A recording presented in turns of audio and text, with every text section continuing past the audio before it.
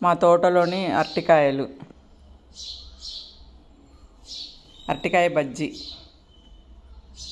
తయారీ విధానం: పొడుగున కోసుకోవాలి.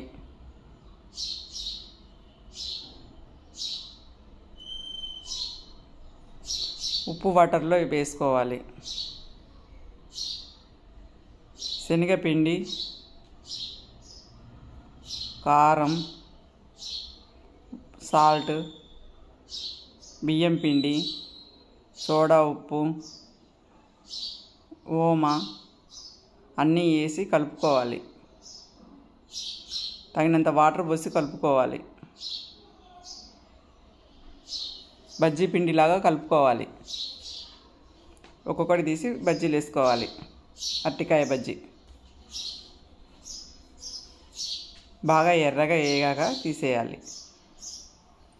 మా వీడియో నచ్చితే సబ్స్క్రైబ్ చేయండి, లైక్ చేయండి, షేర్ చేయండి. అరటికాయ బజ్జీలు రెడీ.